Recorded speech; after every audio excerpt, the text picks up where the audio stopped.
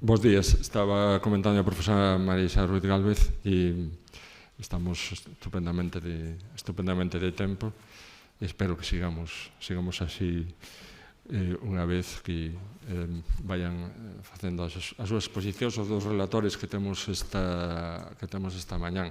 Comentaba antes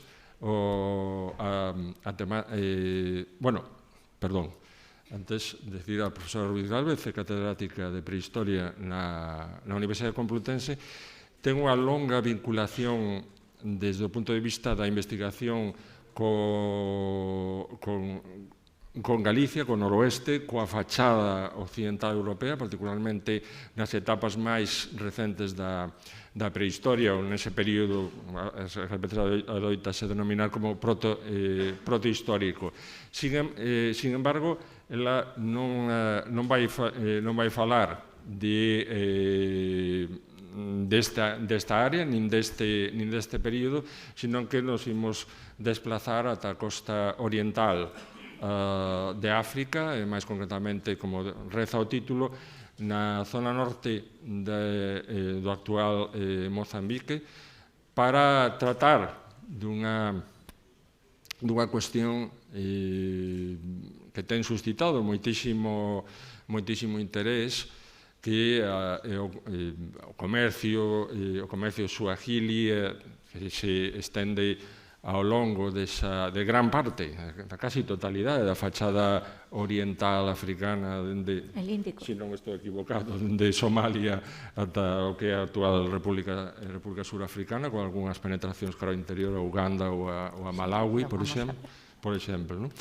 E penso que é unha cousa extraordinariamente interesante, como sen dúbida nos fará chegar a profesora Ruiz Gálvez, e que, ademais, aínda que poda parecer sorprendente pola distancia en termos espaciais e pola distancia cronolóxica, pode suscitar tamén interesantes reflexións sobre movimentos de xente, de bens e de aspectos simbólicos que teñen lugar na prehistoria da fachada occidental europea, que por razóns xeográficas é o que nos pode interesar máis.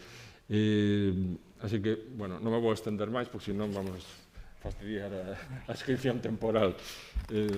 Cando queira. Muchas gracias, Ramón. Buenos días. Ustedes me van a perdonar, pero es que yo no acostumbro a sentarme, en todo caso, encima de la mesa, pero no detrás de una mesa. Entre otras cosas porque soy muy pequeñita y no asomo apenas, me ve solo la cabeza y es una cabeza que habla por ahí detrás de un mueble y queda ridículo. Así que me perdonarán, pero yo estaré de pie o sentada aquí. Como no podía ser de otra forma, mis primeras palabras quieren ser de agradecimiento, en primer lugar, al Ayuntamiento de Boiro, representado en el señor alcalde, y a la consejera de Cultura por su amable invitación, por la espléndida organización y por la oportunidad que me dan de presentarles a ustedes un proyecto que es muy modesto. Nosotros trabajamos con muy poco dinero, pero con muchísimo esfuerzo, y que, como dice Ramón, efectivamente, aunque parezca tan lejano y exótico, tiene sus connotaciones en nuestra propia historia. También quiero darle las gracias a la Universidad de Santiago en representación del profesor Fábregas, al que conozco desde hace muchísimos años, y, cómo no, a Víctor Barbeito por su amabilidad. Y también quiero darle las gracias a ustedes por tener esos maravillosos rododendros, esos camelios preciosos, esos magnolios, esas calas que para alguien que viene de la dura meseta castellana es que desde ayer no he cerrado la boca de admiración. No se pueden imaginar lo bonito que es para alguien que viene de una tierra dura y seca ver un paisaje tan dulce y tan bonito. Así que muchas gracias por amar tanto esas plantas y tenerlas tan bonitas. Y sin más, empezamos. Bien, este proyecto, aunque ven ustedes que tiene mucho icono de apoyo, Efectivamente, ha sido financiado por un I+D del Ministerio de Economía y Competitividad, por el Ministerio de Cultura, por una fundación privada Palar, pero realmente es mucho nombre, pocas nueces. Trabajar ahí es carísimo y ojalá tuviéramos los medios con los que trabajan los británicos. Trabajamos con muy buena voluntad y mucho esfuerzo y muy poco trabajo. Bueno, y muy poco dinero, trabajo mucho. Porque como no tenemos ni dinero para comer, nos hacemos la comida después de excavar. Bueno, empezamos. ¿Quiénes son los suajili? No sé si ustedes han podido ver el resumen que les envié. Los suajili son gente de etnia bantu, exactamente igual que la gente que vive en el interior de Kenia, Tanzania y Mozambique, que es el área suajili. Pero lo que les diferencia de la gente que vive en las zonas del interior es que ellos son una casta aparte, son una guilda comercial, son musulmanes, hablan una lengua concreta, que en realidad es una lengua artificial, es lo que nosotros llamamos una lengua de comercio, es decir, una lengua hecha de muchas lenguas. Básicamente el suajili es una lengua de base gramatical bantu, con añadidos del árabe, del portugués, y en épocas ya más recientes del inglés. Es una lengua de comercio que sirve para entenderse en zonas que tienen una enorme diversidad étnica. Pero además de eso, bueno, el wasahili, que es como se llama esa lengua, en la zona donde yo trabajo, que es el archipiélago de las Quirimbas en el norte de Mozambique, hablan un dialecto del wasahili, el kiswahili. Kiswahili es una palabra árabe que quiere decir los de la costa, porque efectivamente son la gente que vivía en la costa. Luego veremos cómo acaban siendo los intermediarios comerciales del comercio del Índico. Luego veremos cómo llegan a ser los intermediarios comerciales entre el comercio de Asia y el comercio del interior de África. En realidad lo que les voy a contar es el inicio de lo que para nosotros los europeos es la ruta de las especias, aunque ahí se movían cosas mucho más importantes para ellos que las especias. Bueno, wasahili ya les he dicho que en árabe quiere decir los de la costa, pero en realidad los geógrafos y escritores árabes les llamaban los zang. No queda muy claro qué quiere decir los zang.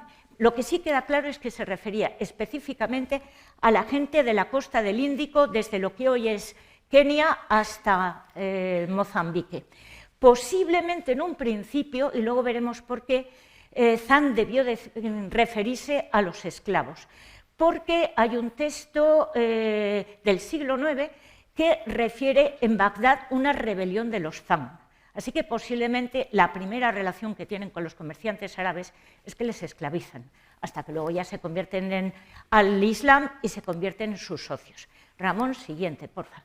Bueno, pero en realidad esta zona, como explicaba Ramón, a ver si soy capaz de poner el foco, que era la primera, apretando, vale. ¡Ay, qué bien lo he hecho! Bueno, ven, esta zona del Índico, en realidad, ha sido una zona de contacto entre Asia y África desde mucho antes del Islam y desde mucho antes de que los suajilis fueran los suajilis. De hecho, esta zona, claro, en los primeros siglos de la era cristiana hay varias zonas de comercio. Esta es la zona romana, esta es la de los Han, bueno, y luego hay toda una serie de pequeños kanatos y rajastanatos comerciales, ¿no? Pero esta zona aquí del Mar Rojo es una zona de comercio conocido desde muy antiguo y aparece ya en un texto que en realidad es un conjunto de textos que se van escribiendo por un autor o autores alejandrinos entre el año 70 y el 150 de la era cristiana, que se llama El periplo del mar Eritreo. ¿He hecho algo malo? Ah, menos mal, creí que venían aquí a ponerme en orden.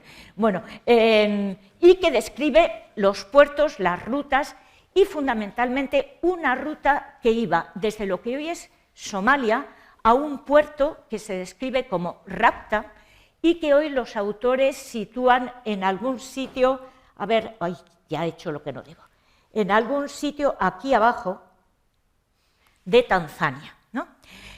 También esa ruta está escrita por Claudio Ptolomeo en su geografía en el 150 de la era cristiana, y hay todavía un texto más interesante, que es el de Cosmas, es un monje griego, Cosmas Indicopleusses, el libro se llama La cosmografía cristiana, y no solo describe las rutas, lo que es importante es que describe qué es lo que circula en esa ruta. Y circula fundamentalmente las gomorresinas aromáticas, el incienso y la mirra, pero también el marfil, el cuerno de rinoceronte, que sabrán ustedes que hasta la Edad Media se consideraba que era un afrodisíaco, concha de tortuga, y no sabemos si también, aunque probablemente, esclavos, pero eso no lo describe muy bien. A partir de mediados del siglo VII, esa zona de comercio se amplía hasta, a ver si lo hago bien, ¡ay, qué bien lo he hecho!, hasta correrse al Golfo Pérsico. ¿Y por qué? Porque a mediados del siglo VII el imperio sasánida en Persia cae, conquistado por los árabes que vienen de la península arábiga. Y a partir de ahí comienza la expansión del Islam, Persia, Irak, Siria, etc. Y con ello va a ampliarse, el área comercial. Es a partir de ese momento cuando posiblemente entra en contacto con la población del África negra, con estas poblaciones costeras que conocemos como suahilis. De esa época tenemos un montón de relatos por geógrafos árabes, uno de ellos es Al-Masudi, eso es una chuleta para mí, para recordar las cosas, pues ya estoy al borde del Alzheimer. Al-Masudi es un escritor del siglo IX que se embarca con navegantes omaníes y recorre toda la costa del Índico y nos deja una descripción que significativamente su libro se llama Las praderas del oro, porque a partir de la expansión del Islam a los productos anteriores se añaden otros, fundamentalmente los esclavos y el oro. El oro que viene, de esta parte de aquí, de lo que hoy es Botswana, Zimbabue y parte de África del Sur. Las ciudades suahilis son descritas también por otros geógrafos árabes, el Idrisi en el siglo XII, Ibn Battuta las visita y las describe como ciudades muy cosmopolitas, las ciudades suahilis, pero lo interesante es que, ya le he cogido el truco, que a partir del de segunda mitad del X, las rutas comerciales basculan del Golfo Pérsico al Golfo Arábigo. ¿Por qué? Y eso tiene importancia en el crecimiento, en la edad del oro del comercio suahili. Pues a mediados del siglo X, los fatimíes, que es un califato chií, conquistan todo el norte de África y ponen su capitalidad en el Cairo, en Egipto. Y eso hace que las rutas se corran desde el Golfo Pérsico, como decía, hacia el Mar Rojo y el Índico, pasando por el Golfo Arábigo. Ese es el momento, insisto, la época de oro del comercio suahili, porque a partir de ese momento, entre el siglo, mediados del X, sobre todo del XI, hasta el siglo XVI, cuando llegan los europeos, los primeros los portugueses, son los comerciantes suahilis los que van a ser los principales intermediarios comerciales entre el comercio de Oriente, y no solo el árabe, el chino, el asiático en general, y las riquezas de las zonas del interior de África. Porque en ese momento el sultanato de Kilwa, que está aquí en Tanzania, Kilwa está en una isla, pero el sultanato existía previamente, ya emitía moneda desde mediados del siglo IX, pero a fines del X, comienzos del XI, extiende su influencia, pone bajo su dominio todas estas ciudades comerciales de la costa suahili, se hace con el control de Madagascar y las Célebes, posiblemente también con parte de Mozambique, pero ahí hay muy poca investigación, y crea un puerto comercial aquí en Sofala, en lo que hoy es la provincia de Beira, en el centro de Mozambique, para comerciar con el oro, primero bajando hacia el río Limpopo y luego la ruta a partir del siglo XVI, con la llegada de los europeos, basculará hacia el Zambeze. Pero este puerto, Sofala, será un puerto de comercio con un fortín musulmán que funciona como lugar de intercambio con el oro, el cobre, los esclavos, el marfil y otras muchas mercancías del corazón interior de África, que se canaliza vía Kilwa hacia el comercio de Asia. Bueno, menos conocido para el gran público es la presencia directa de comerciantes chinos en el Índico africano. Y sabemos de la presencia, no solo por supuesto porcelana china, desde muy antiguo, pero presencia real de comerciantes chinos a partir del Imperio Song. El Imperio Song florece entre mediados del siglo X y mediados del siglo XIII, y en el siglo XII emprende relaciones comerciales directas con la costa suajili africana.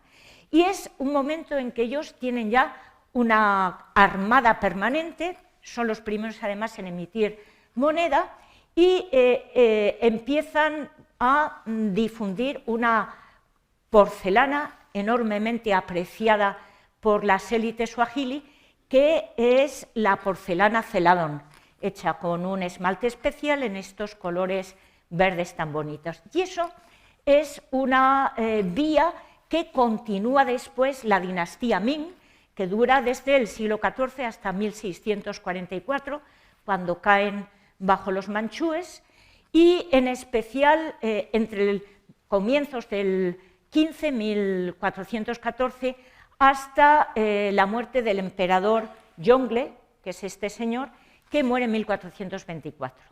Hay textos chinos que cuentan una embajada que en 1414 hace una ciudad suajili, probablemente era Malindi, en la costa de lo que hoy es Kenia, en que envía a la nueva capital de los Ming, que es Pekín, un montón de mercancías exóticas, y entre ellas algo que les llama mucho la atención, y se recogen textos y en iconografía, un bicho que no han visto en su vida, que es una jirafa.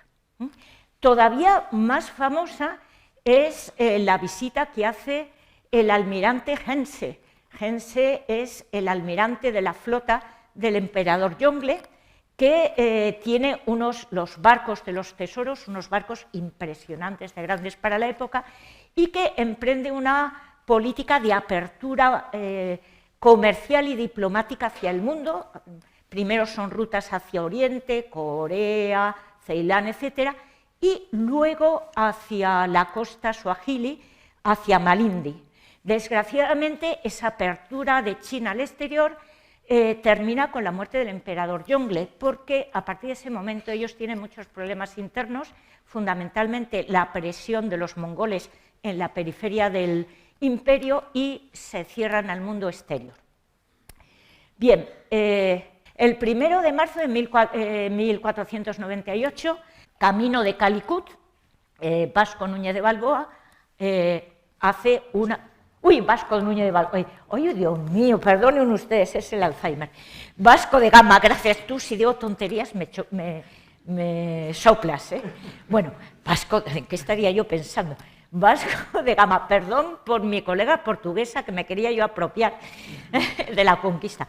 Hace una parada en la isla de Mozambique y describe en las crónicas una ciudad de casas de paja y con mucha mezquita. He de decir que a los suajilis de Mozambique no les hace mucha gracia, le reciben con mucho recelo.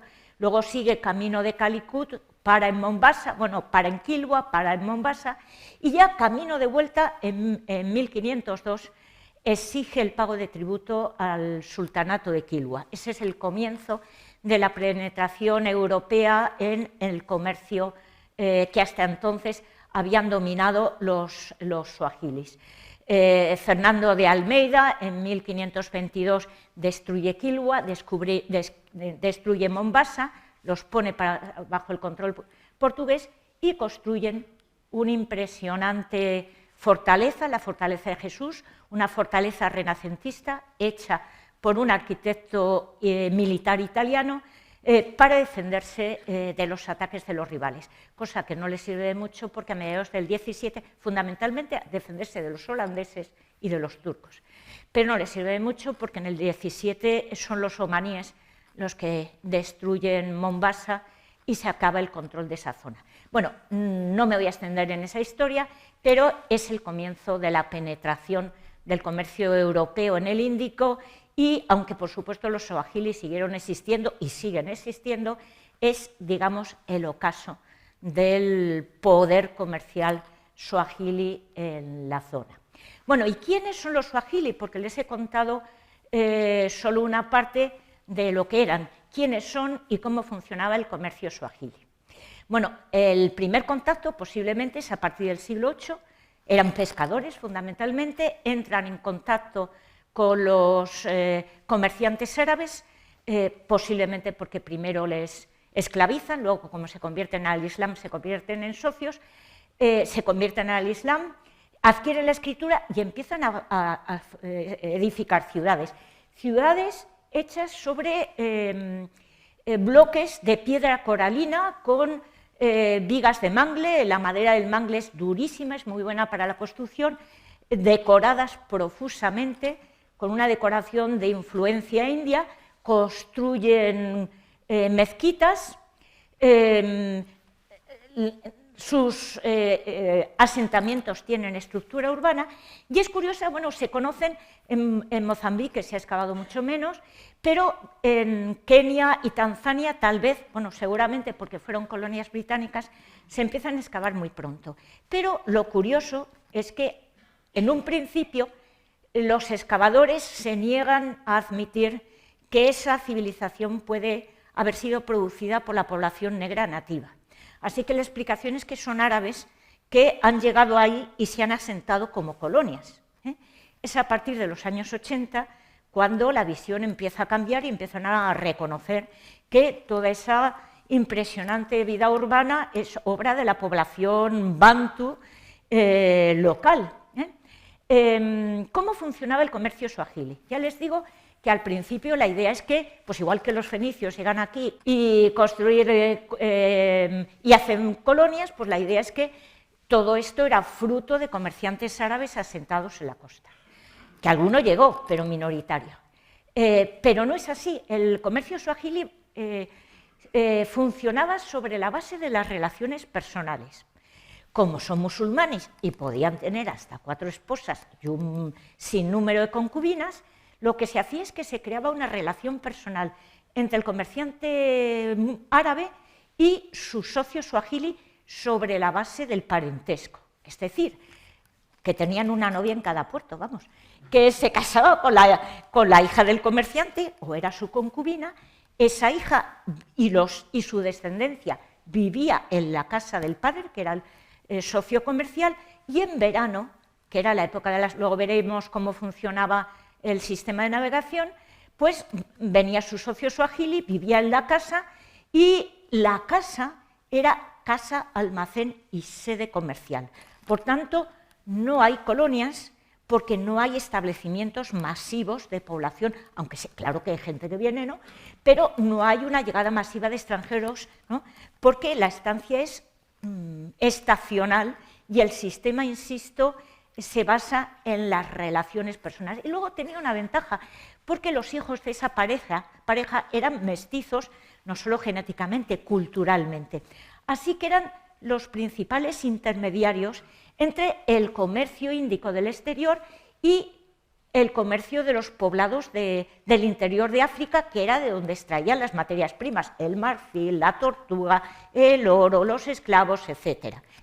Así que funcionaban sobre los mundos fronterizos, y en ese sentido nos da muchas lecciones para comprender cómo funcionaba también en la prehistoria.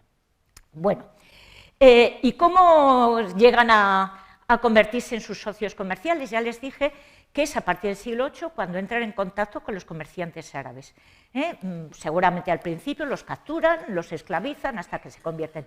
Pero el truco, la historia es que a través de esos comerciantes árabes descubren el secreto de las navegaciones, que es los monzones. Los monzones en esta zona soplan en invierno hacia el oeste, es decir, de Asia hacia la costa del Índico, y en verano de la costa del Índico, en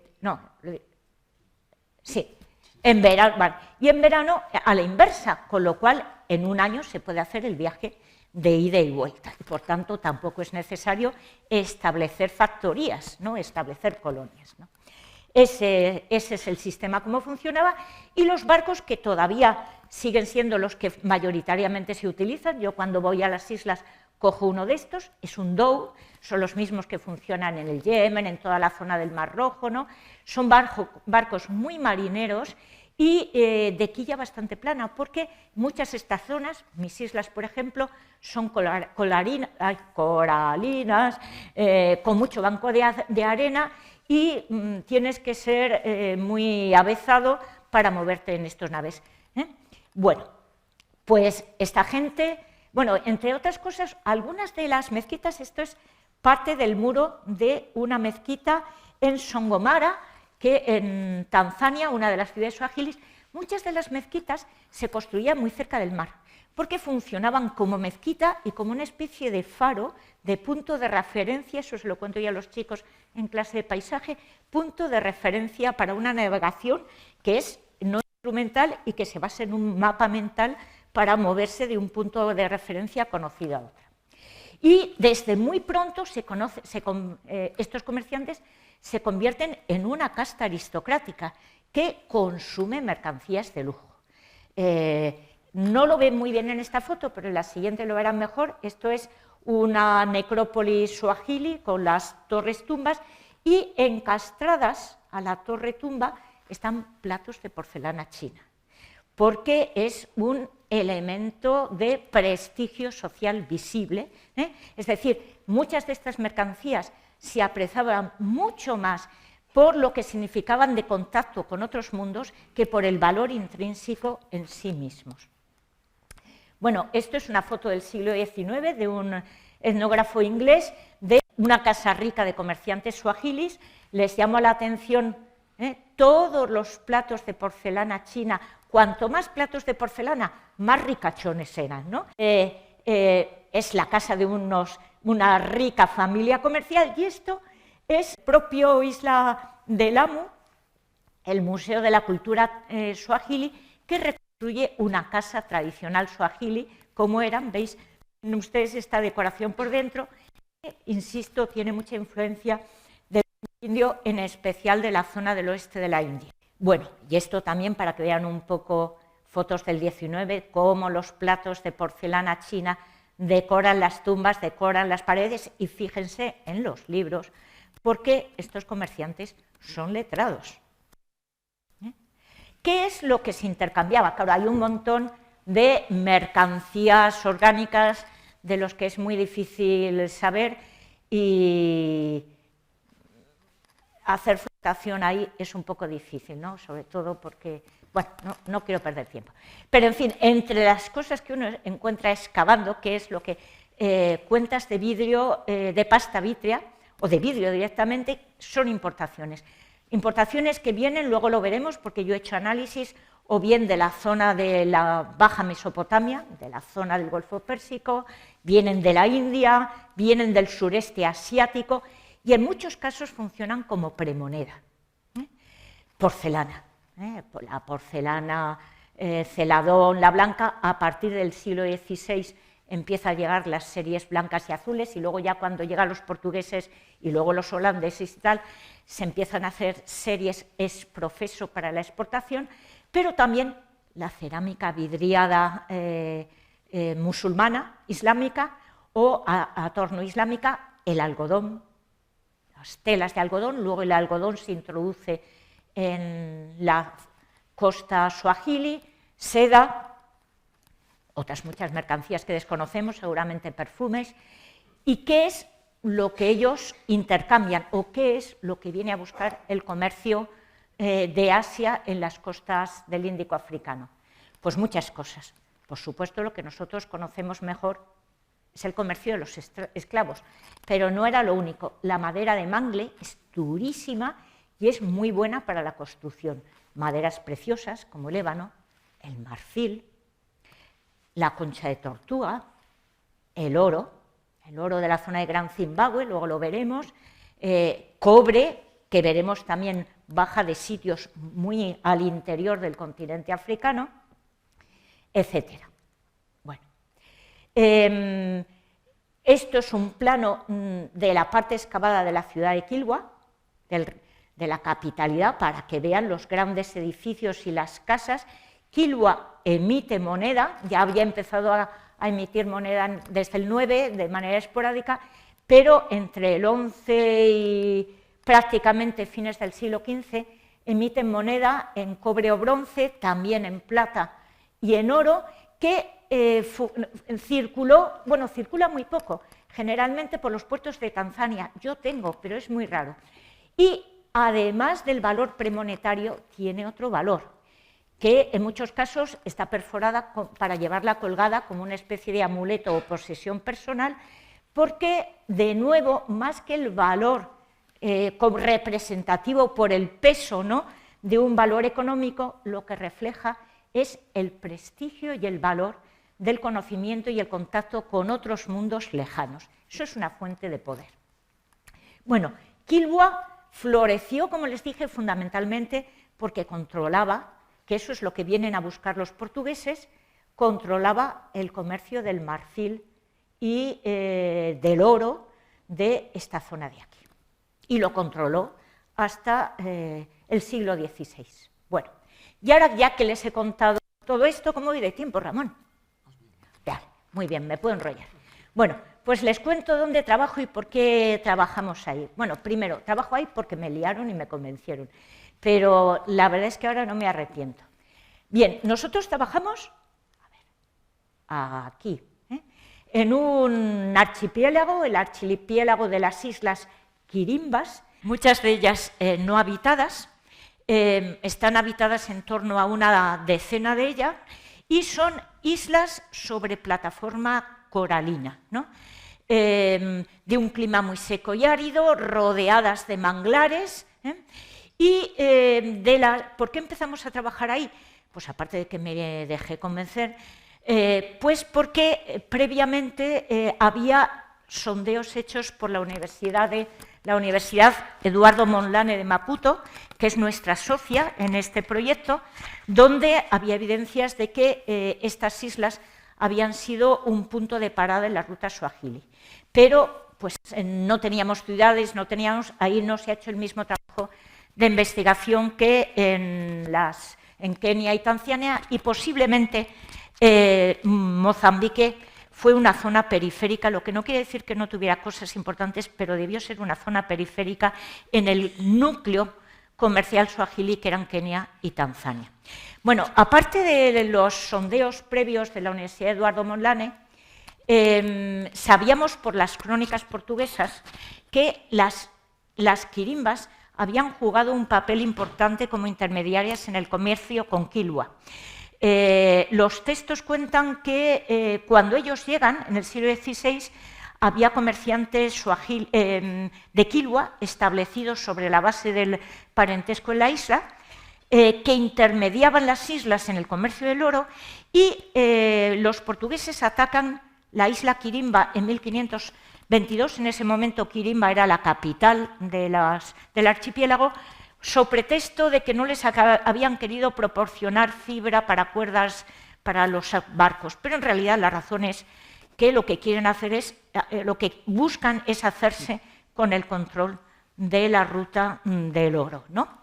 Bien, el interés por las islas continúa, las conquistan en 1590, se establecen ahí, se les otorga a los colonos portugueses parcelas para cultivar, adquieren por lo menos Ivo, que es hoy la más importante, adquiere la categoría de villa en el siglo XVIII, y Ivo en 1820 se convierte en un centro muy importante de trasvase de esclavos hacia los puertos americanos, Brasil, las colonias francesas, y también iban a Cuba.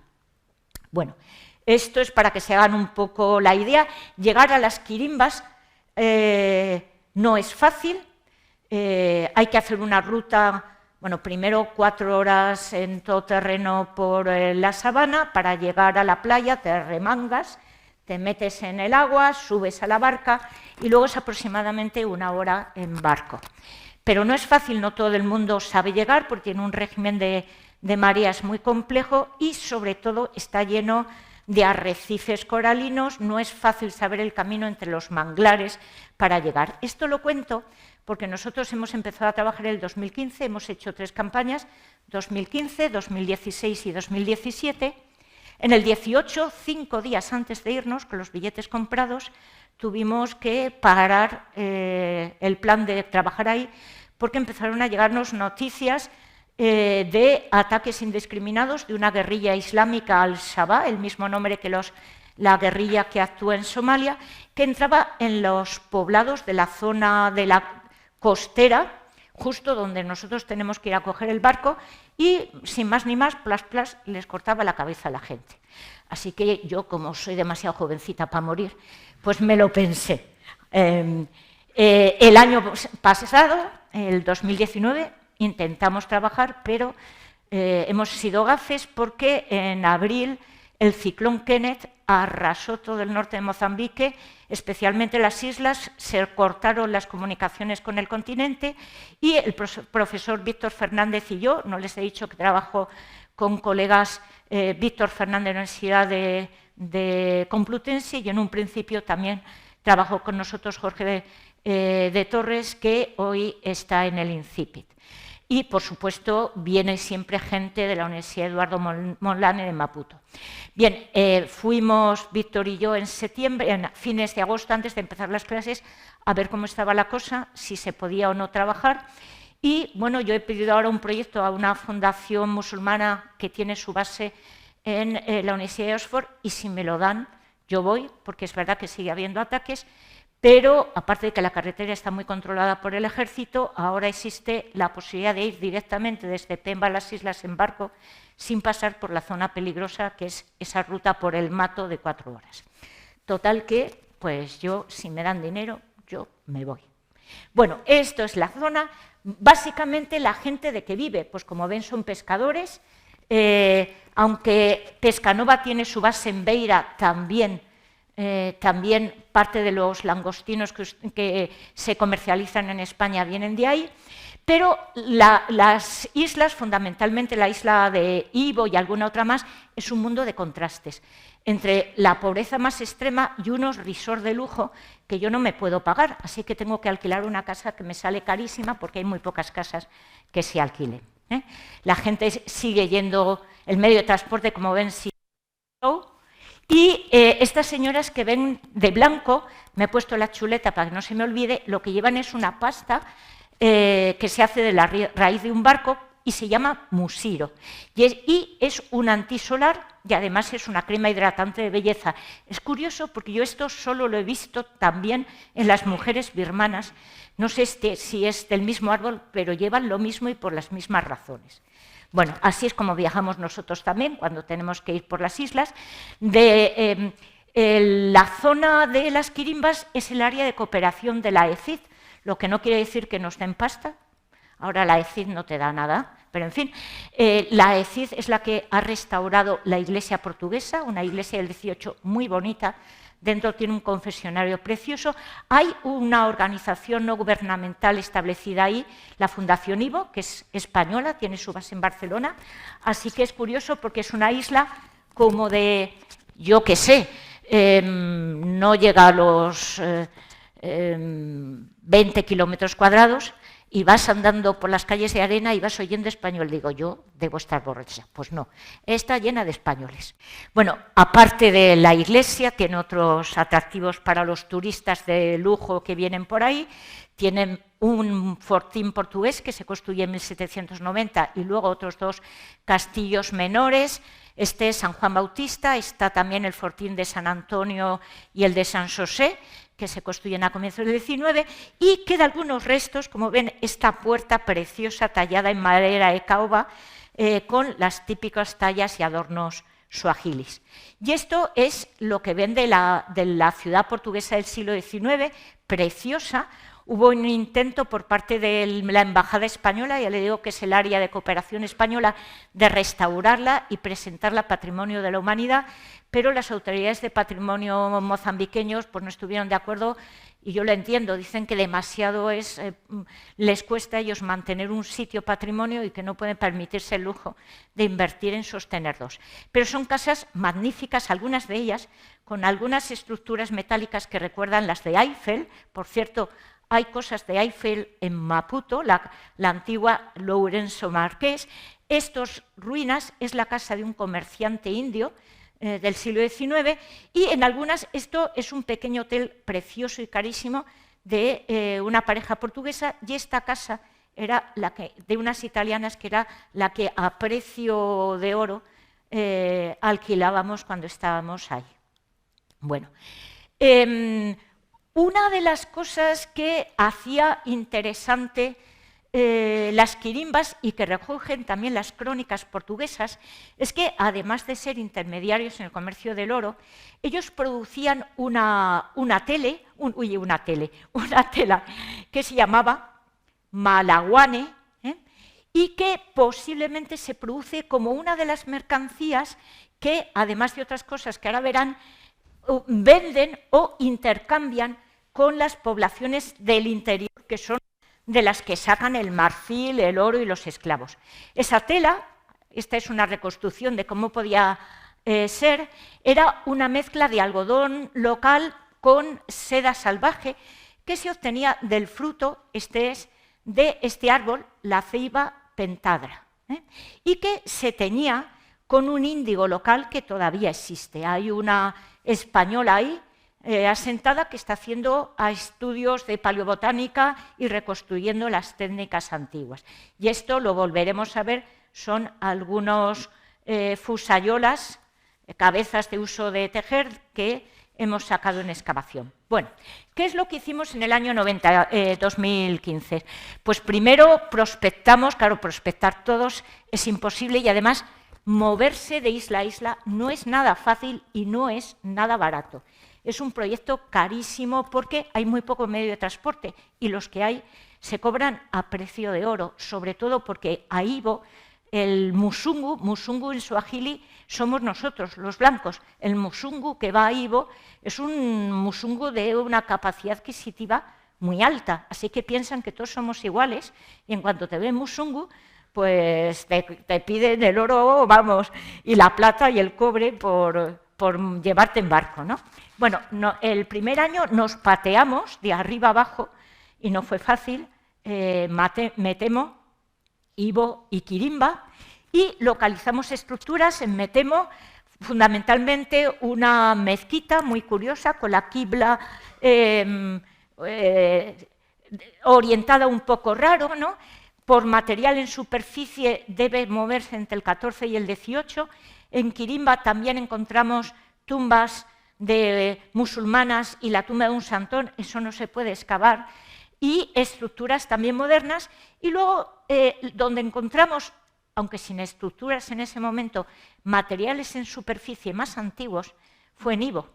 Y por eso, y también, y no les voy a engañar, por cuestiones de logística, al año siguiente decidimos empezar a sondear en Ivo. Bueno, este es mi colega Víctor Fernández, arremangándose en mitad del manglar para desplazarnos de un sitio a otro, porque hay zonas en que son manglares, como pueden ver en todas estas fotos. Bueno. Al año siguiente abrimos varios sondeos, uno no nos dio nada, así que me lo voy a ahorrar. Abrimos, de los que nos dieron información, el 100 enfrente de la iglesia portuguesa, el 200 no nos dio nada, el 300 enfrente del hospital que, por cierto, se lo llevó el ciclón, y es un drama porque es el que surte de servicios médicos a todo el archipiélago. Y luego abrimos un sondeo que ampliamos en excavación, porque este sí nos dio estructuras. Es muy difícil que se conserven estructuras, salvo que sea material coralino, y ahí no hay edificios maravillosos como en Kenia. Cabañas de material orgánico como lo que describe Vasco de Gama cuando llega a la isla de Mozambique, con la humedad que hay ahí y el calor, es muy difícil que se conserve. Pero sí nos dio estratigrafía y, insisto, luego verán que en el último sondeo sí encontramos un suelo de habitación suajili. Bueno, abrimos un par de sondeos previamente, de los que no nos dio estructuras de habitación, pero sí material. Hicimos una estratigrafía muy fina, separando capas por textura, por color. Dentro de cada V diferenciamos capas, cribamos, triamos, y luego yo saqué muestras para polen que luego les contaré, porque nos dan unos datos muy interesantes de cómo va cambiando el monzón y qué influencia tiene eso, qué impacto tiene en la población. Básicamente, el primer sitio que sondeamos nos da una estratigrafía que de arriba a abajo pues nos da por importaciones los niveles de arriba siglos XVII y XVIII y los de abajo entre siglo XII a 9 a.C. Los de arriba pues los tratamos porcelana china de importación hecha para la exportación siglo XVII. Esto es loza portuguesa de la serie de las Margaritas siglo XVII, como verán me lo sé. Los niveles de arriba daban una cerámica que ahí se conoce como de la tradición cultural Sancul y que se fecha entre el XIV y el XVIII, y que es una cerámica que si yo me la encontrara aquí diría, uy, los fenicios. Bueno, no, porque está hecha a mano, pero es una cerámica de engobe rojo, a veces decorada también por grafitado, muy elegante, acompañada también por incisión, y las de abajo, las de tradición lumbo, que va XV-XIV al siglo IX, son cerámicas hechas por impresión de concha, como nuestras cardiales, o de roulet de ruedecilla. Bueno, solo en los niveles inferiores, en estos que pertenecen a la tradición lumbo, aparecen cuentas vidriadas de importación. Y muy interesante, una de las cosas que aparecía en los niveles inferiores es esta pieza, que es un fragmento de un pulidor. Y lo sé, luego lo verán, porque hay otros en las excavaciones de ciudades suajilis de Kenia y Tanzania. ¿Qué es lo que están puliendo? Pues desde luego no las cuentas de vidrio, porque esas no se fabrican localmente, son importadas. Lo que están puliendo son estas puentecitas, que al principio pensamos que eran hueso, pero luego cuando me lo analizaron en el consejo me dijeron no puede ser, no son de hueso, esto tiene mucho carbonato cálcico, y pensando se me ocurrió que podía ser de una cosa, y lo era, se los di a analizar, y esto es, luego retrocedo. Están hechas con el apéndice de esta concha local, la Lambis lambis o concha araña, y es posiblemente, junto con las telas, una de las cosas que ellos fabrican para intercambiar con las tribus del interior, ¿no?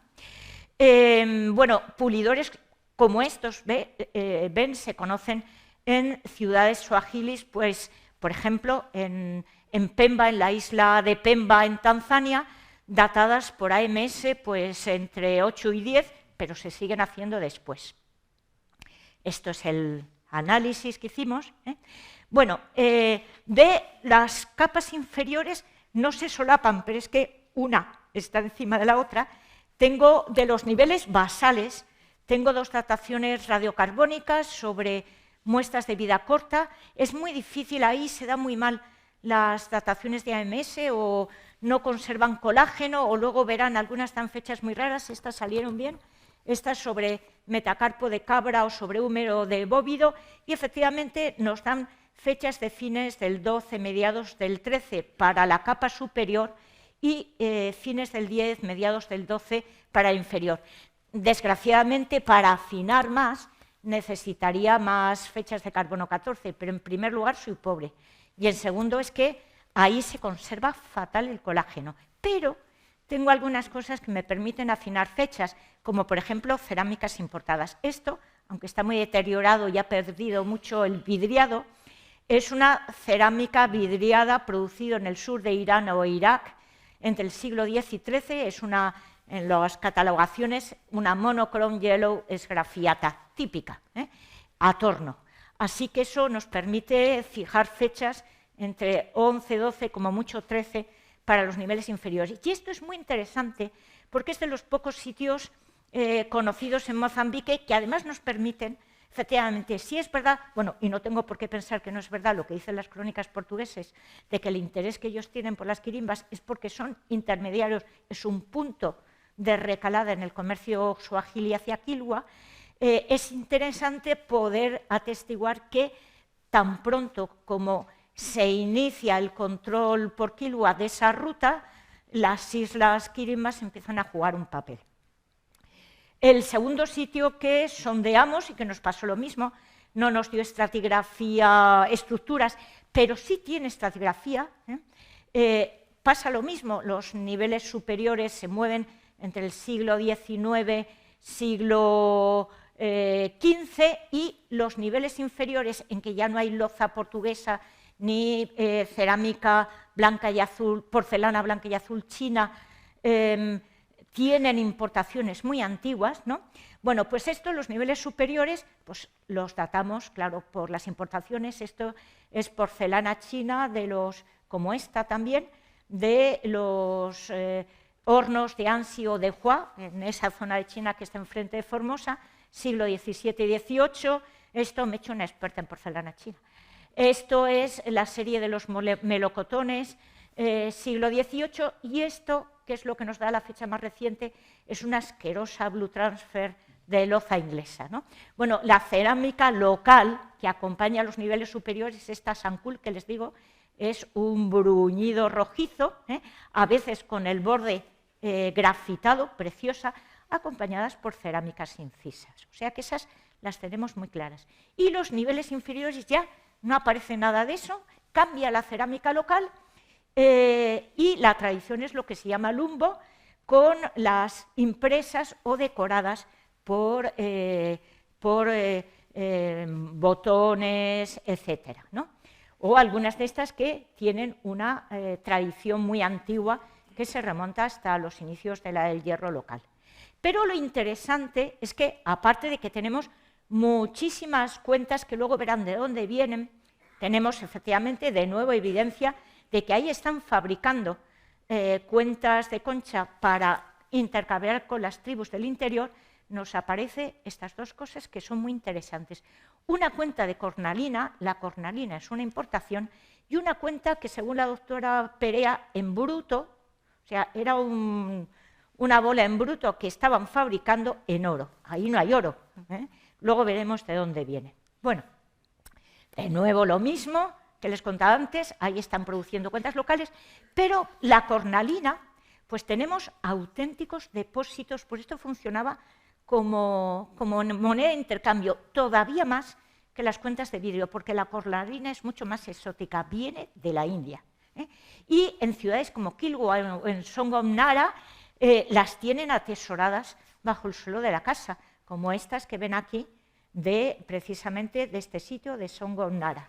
Bueno, Horton, que es uno de los máximos especialistas en cultura suajili, plantea que una de dos: o estas cosas se han fabricado en la India y llegan, decía Ramón, exportadas, o una segunda probabilidad es que haya en los puertos de Quilwa artesanos indios establecidos que fabrican para consumo de las élites locales. ¿Y por qué? Pues porque, si se fijan en la perforación de la cuenta, esto está hecho con punta de diamante, es una técnica muy sofisticada para ellos. Y la capa dentro de la UE3 donde aparecen estas dos cuentas, pues tuve la suerte de que esta vez tenía suficiente colágeno y la he podido datar. Pero claro, insisto que una fecha es indicativa, no significativa, ¿no?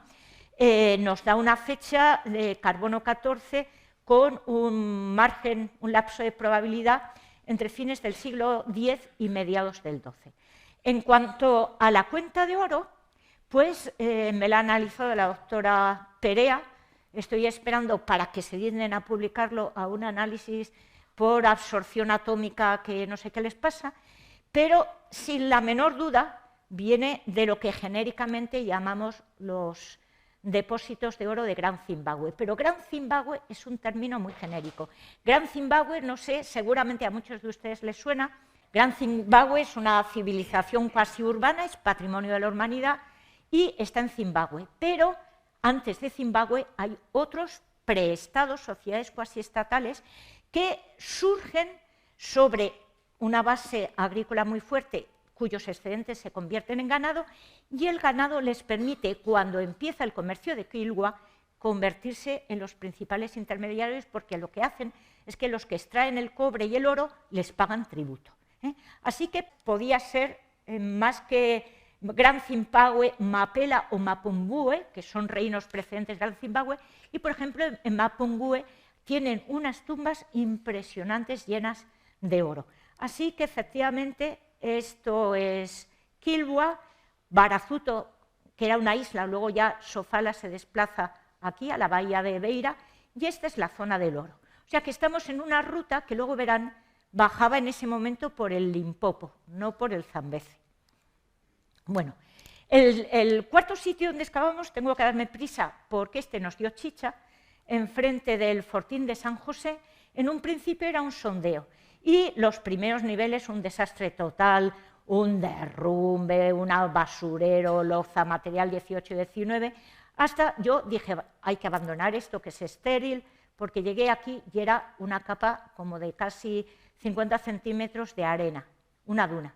Pero curiosamente, debajo de la duna, y gracias a esa duna, posiblemente que se corrió y selló el sitio, teníamos un suelo intacto, intacto, in situ, y digo que intacto porque los fragmentos de cerámica rotos casan entre sí. Así que ampliamos, excavamos una parte en 2016, ampliamos hasta 22 metros cuadrados en 2017 y pensábamos haberla acabado en el 18. Ven cómo esta duna, posiblemente el yacimiento, como era propio los Augilis, estaba al borde de la playa, y poco después de su abandono la duna se corre, sella una parte, no todo, todos nuestros hallazgos se concentraban en esta parte de aquí y aquí empezaban a perderse. Así que posiblemente es la duna que los sella. Y donde aparecía, aparte de gran cantidad de fragmentos de cerámica, bueno, esto es un fragmento de escápula de tortuga, unos trozos, unas vértebras de pez enormes, mucho más grandes que los de los otros sondeos, y cerámica in situ. Como pueden ver ahí, e insisto, muchos de estos fragmentos casaban entre sí. Así que, bueno, ampliamos al siguiente año, fue un número porque las paredes de arena se nos caían, tuvimos que entibar, y lo que nos empieza a aparecer es, si ven, una estructura circular hecha de basura. Todo esto que ven aquí, que si lo ven con esta escala, tiene un grosor, una potencia de aproximadamente 15 o 20 centímetros, es un semicírculo, se va perdiendo donde no está la duna, compactado como cemento, formado por restos de basura, moluscos, vértebras, fragmento de cerámica rota, etcétera, en el resto de lo cual luego ampliamos esto que empezaba a aparecer aquí, es esto, apareció en lugar una estructura rubefactada y que luego, si ven en el siguiente plano, nosotros interpretamos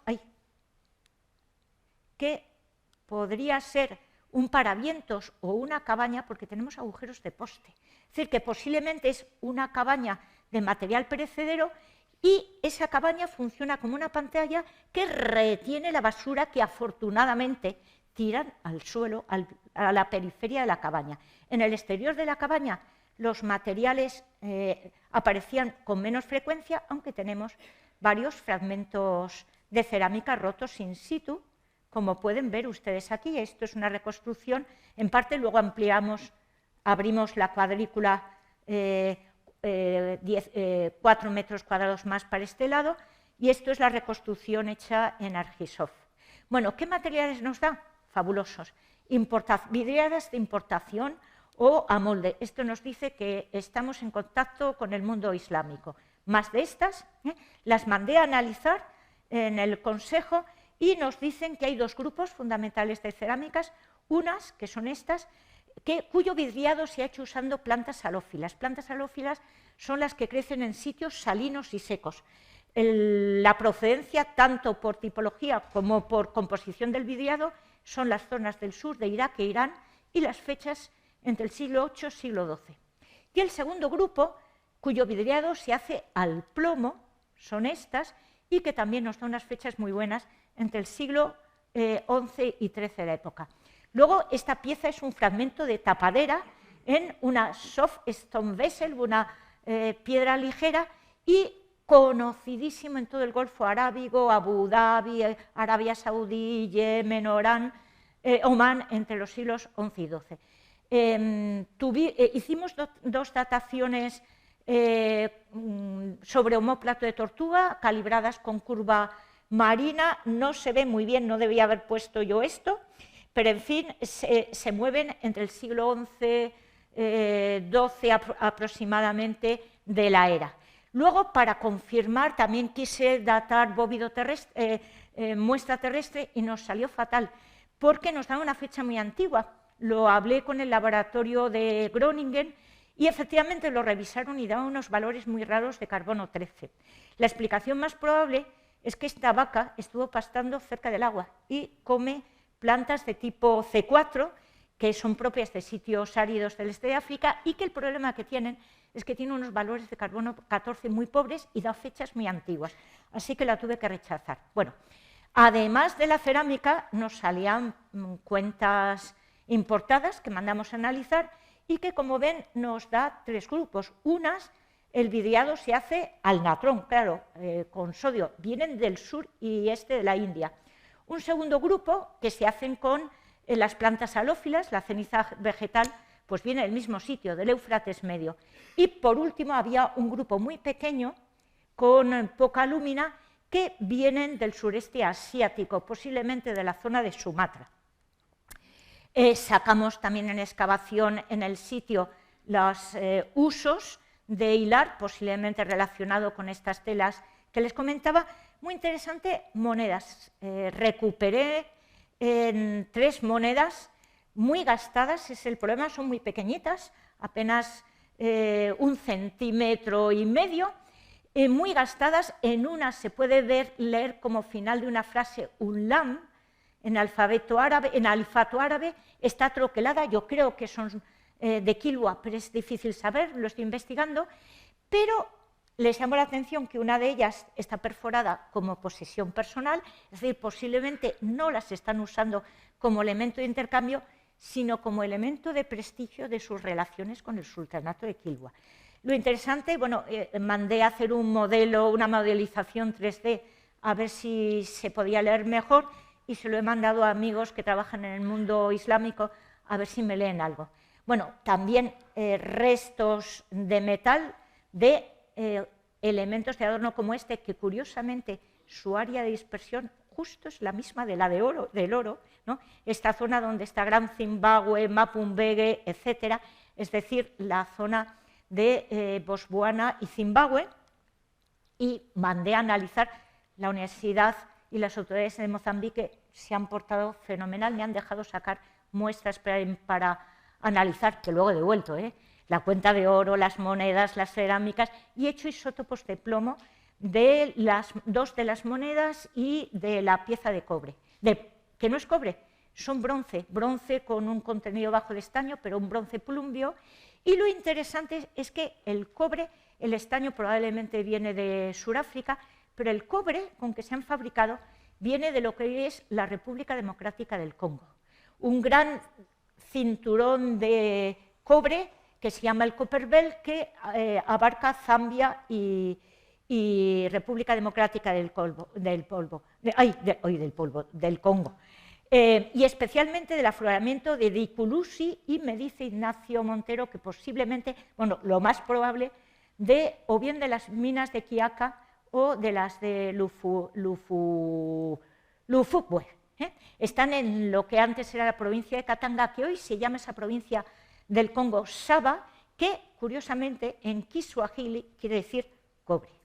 O sea que esta es la zona de donde vienen, de esta zona de aquí, y en esta zona de aquí, en el siglo IX, empieza a surgir también un pequeño estado, el reino de Upemba, que al principio se basa en la circulación local del cobre, pero a partir del 11, cuando llega a la costa la demanda exterior, empiezan a exportar cobre hacia Gran Zimbabue, etcétera, y se puede seguir porque es la ruta, luego lo verán, de los lingotes más antiguos, las croissettes, que dicen los franceses, y los más antiguos, que aparecen también en Gran Zimbabue, van bajando por el Limpopo hacia Mozambique, o sea que es la misma ruta del oro, ¿no?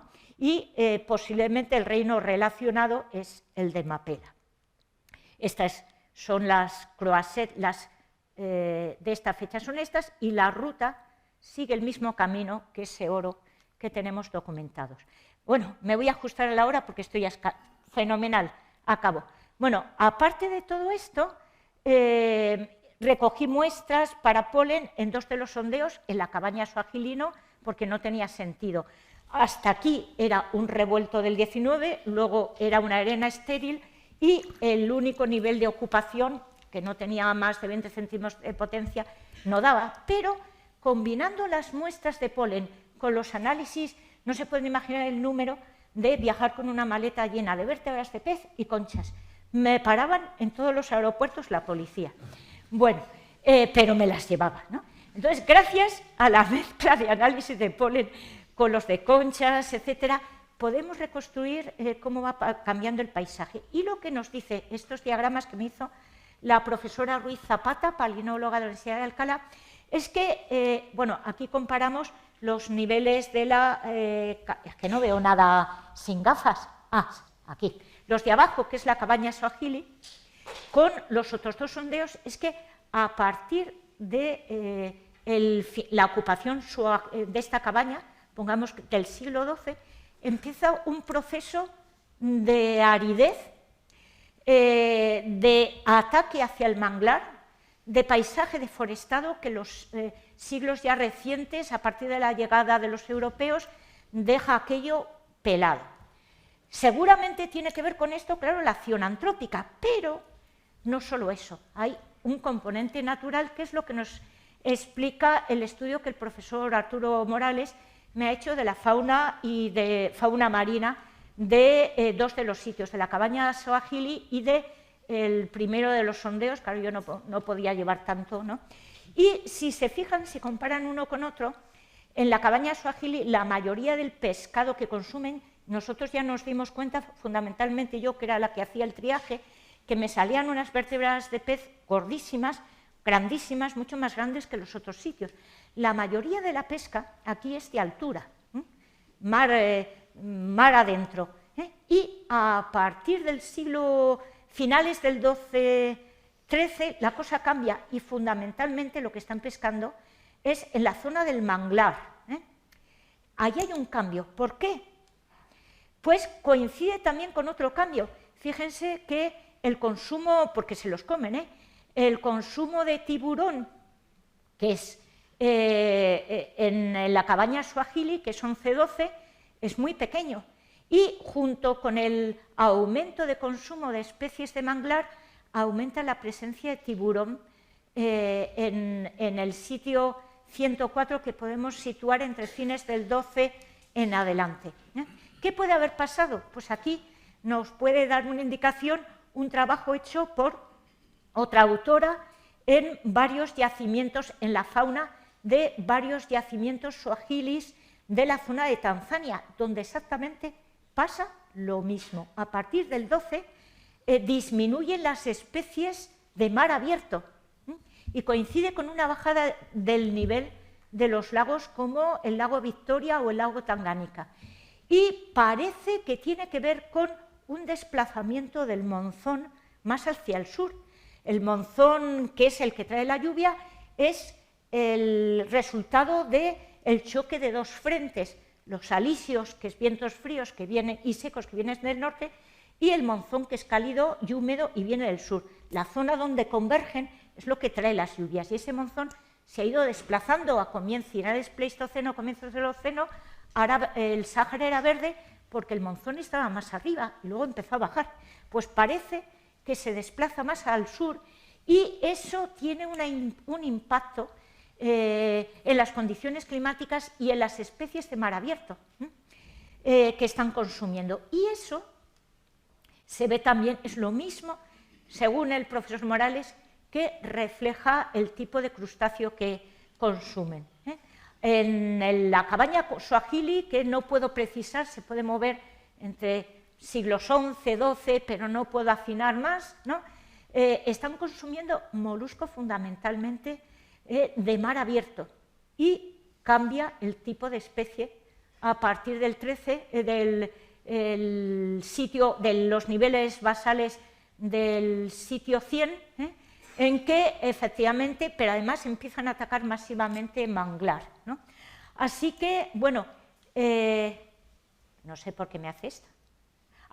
Para terminar, pues si hay suerte y consigo el proyecto al que acabo de pedir financiación a una fundación privada, pues yo este año, claro, me voy a excavar, tengo que terminar esto, no lo puedo dejar a medias. Entonces quisiera, ya tengo datos que me permiten saber que efectivamente la ocupación suajili, aunque sea modesta y no tenga grandes construcciones, pero que es antigua en las quirimbas y que posiblemente tan antigua como el comienzo del florecimiento del comercio en Quilwa, ¿no?